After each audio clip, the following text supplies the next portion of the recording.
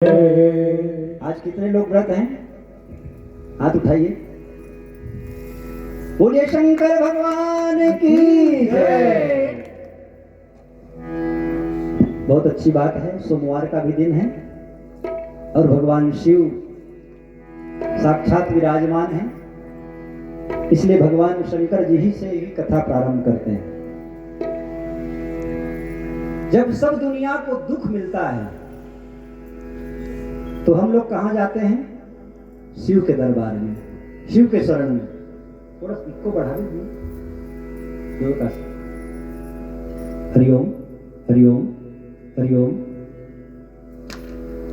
जब हमको कष्ट मिलता है तब हम भगवान शिव के सन्मुख जाते हैं, शिव के दरबार जाते हैं।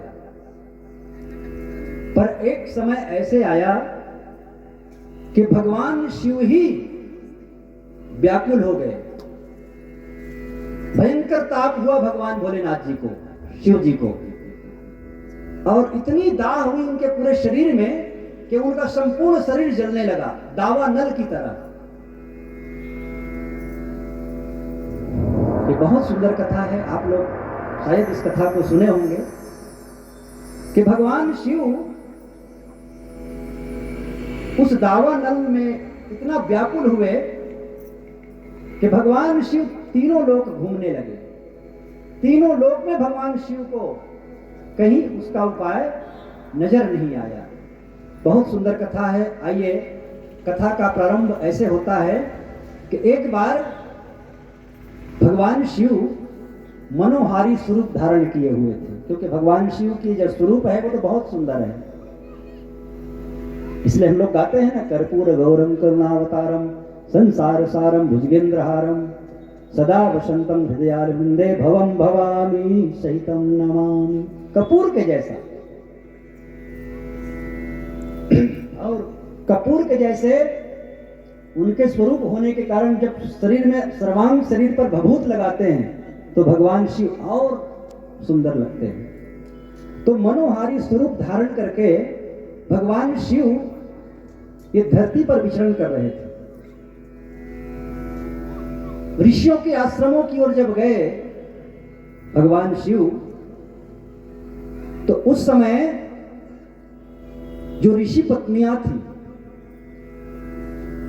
वो भगवान शिव जी को देखा, सब देखे एक साथ,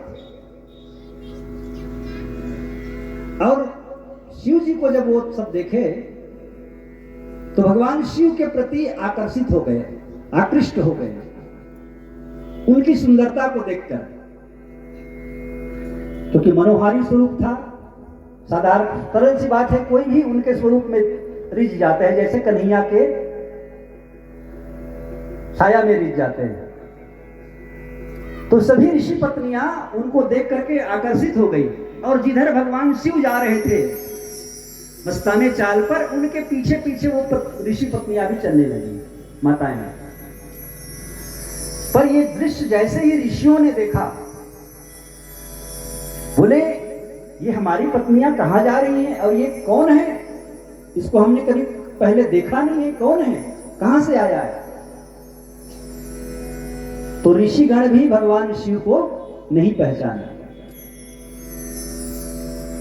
और ऋषियों ने बिना सोचे समझे, बिना विचार किए, बिना जाने भगवान भोलेनाथ जी को श्राप दे दिया, भयंकर श्राप। कहे, हे नवयुवक, जिस प्रकार तुमने हमारे पत्नियों को आकृष्ट किया है, आकर्षित किया है अपने श्रृंगार से, तो हम सब ऋषिगण तुमको श्राप देते हैं, घोर श्राप देते हैं कि तुम्हारा ये संपूर्ण शरीर जल करके राख हो जाए, भस्म हो जाए। अब जैसे ही भगवान शंकर को श्राप मिला ऋषियों का, तो भगवान शिव जी का शरीर श्राप के कारण दावा नल की तरह जलने लगा। इतनी ताप हुई भयंकर, और उस दावा नल को भगवान शिव स्वयं सहन नहीं कर पा रहे थे। तुरंत भगवान परमपिता ब्रह्मा जी के पास गए और कहे कि हे परमपिता, मेरी रक्षा करो, मेरी रक्षा करो, मेरा संपूर्ण शरीर जल रहा है, दावानल की तरह इसमें आग प्रज्वलित हो गया है। हे प्रभु कृपा करें। भगवान परमपिता ब्रह्मा जी ने कहा, हे भोलेनाथ, आप तो स्वयं हलाहल को पान करने वाले हैं, भला आपकी समस्या का हम कैसे समाधान कर सकते हैं। परमपिता ब्रह्मा जी ने भी कोई उपाय नहीं बताया। भगवान श्री हरि के पास गए, फिर भी उनको उपाय नहीं मिला। सप्त ऋषियों के पास गए, वहां भी उनको कोई उपाय नहीं मिला। तो स्वयं भगवान भोलेनाथ जी बर्फ की, हिमालय में जाकर के बर्फ की गुफा में बैठ गए, फिर भी उनके शरीर का दाह शांत नहीं हुआ। तब भगवान शंकर जी कहां जाते हैं? कहां जाएंगे बताइए? जब कहीं कोई उपाय नहीं मिला उनके शरीर के दाह का, तो उस दाह को मिटाने के लिए कहां जाएं? कौन उनके तपन को हर सकता है?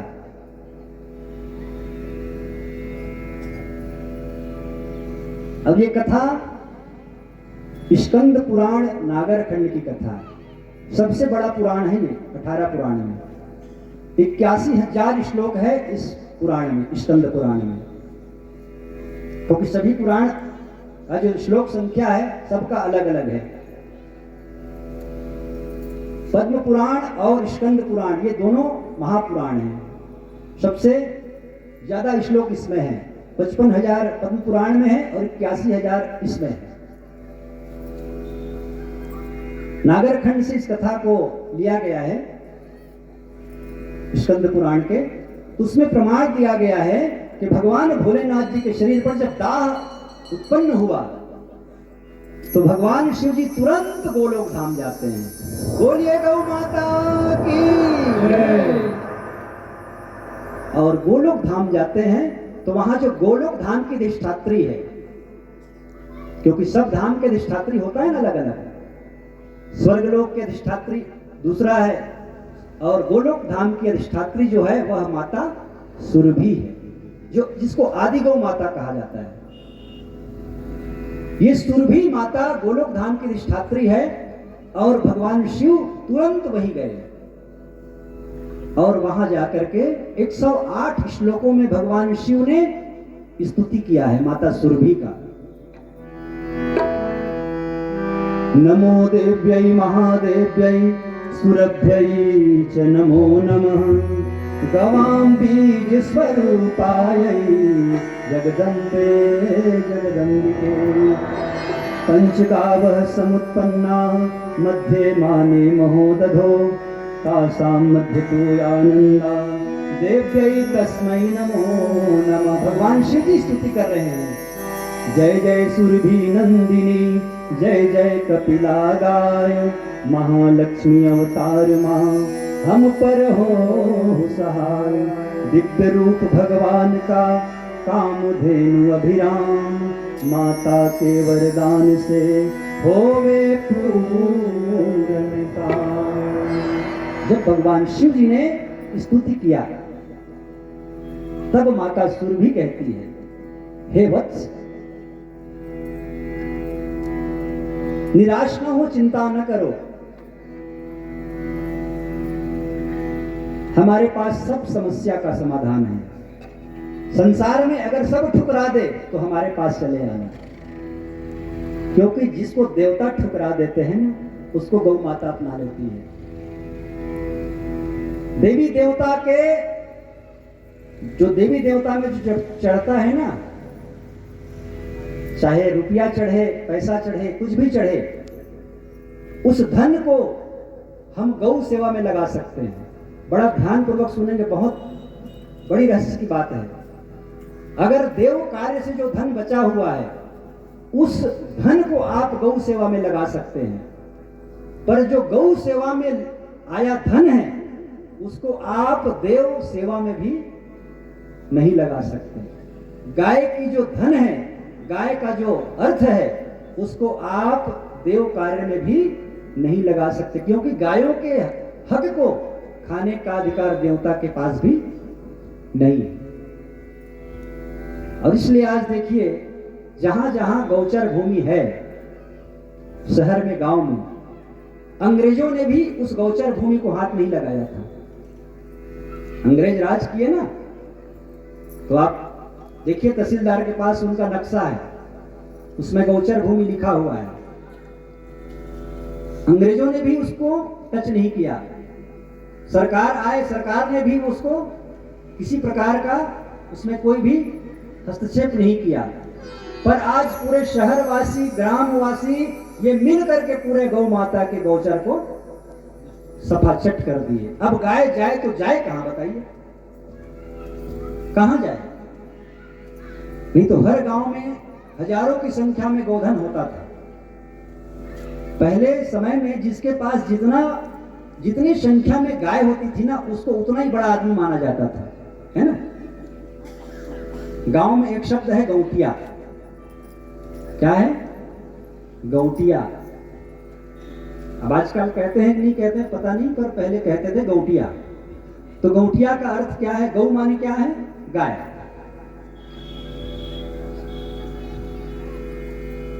गौ माने गाय, टिया मतलब होता है टीला। जिसके पास सबसे ज्यादा गौ धन की टीला हो, पहाड़ हो, उसको कहा जाता था गौटिया। इसलिए गौटिया के यहाँ क्या होता था? गोदाम।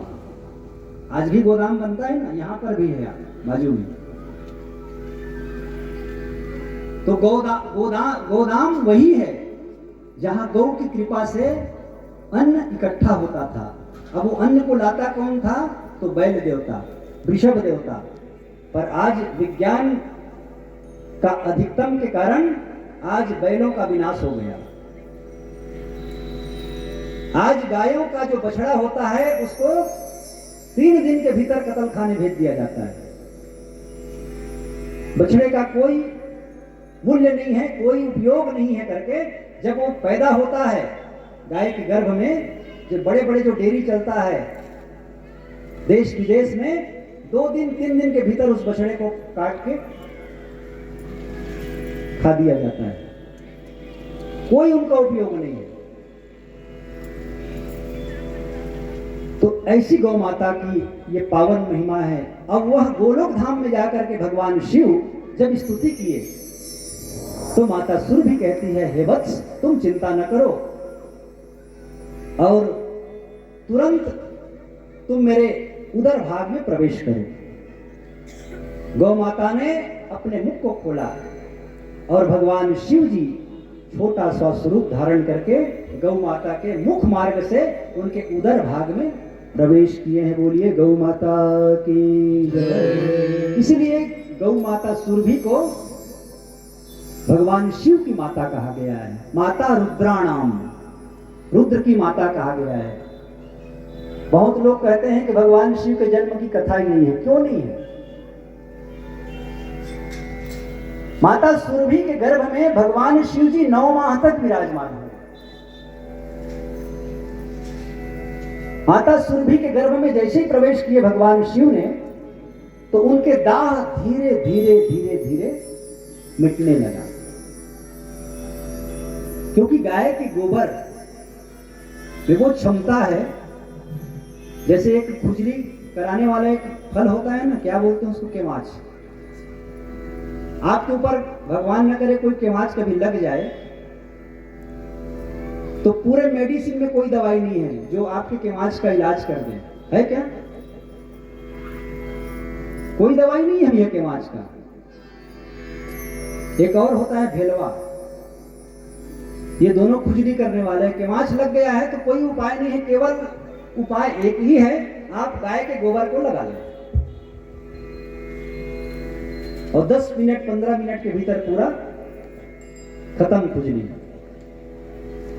अगर किसी को बिच्छू मार दिया हो, भगवान न करे किसी को मारे, तुरंत जिस जगह पर मारा है उस जगह पर आप तुरंत गाय की गोबर लेप कर दीजिए। ज्यादा से ज्यादा आधा घंटा लगेगा, वो पूरा गाय का जो गोबर है वो उस जहर को खींच लेता है और सूख जाता है, और सूख करके अपने आप वो बाहर आ जाता है और तुरंत जहर उतर जाता है। हम लोग एक कार्यक्रम में गए थे बिलासपुर के पास, सागर है ना भैया, मेला लगता है वहां पर, उसमें पूर्णिमा में, तो मेरे साथ जो तबला वाला गया था गोस्वामी वहां पर एक आश्रम है खेत में, तो वही कार्यक्रम चल रहा था और अंधेरा था। वो बिच्छू के ऊपर बैठ गया, 3-4 बिच्छू मार दिया उसको एक साथ। अब वो हाहा शुरू हो गया, हाहाकार उनका, और 3-4 बिच्छू एक साथ मारा था उसको। बैठ गया था उसी के ऊपर, पूरा 3-4 बिच्छू उसमें था, गड्ढे में उसी में बैठ गया। अब वो गया था ढोलक बजाने, चढ़ गया बिच्छू का डंक। अब वो लेट लेट के रोने लगा, चिल्लाने लगा। खोजे तो पता चला कि बिच्छू था वहां पर इतना सारा। तो तुरंत वही खोजे तो भैया गीला गोबर तो नहीं मिला, सूखा मिला, तो उसमें पानी डाल के फिर पूरा लेप किए वहां। और आधा घंटे के बाद तुरंत वो खड़ा हुआ और रात भर पूरा ढोलक बजाया। बोलिए हनुमान जी महाराज की।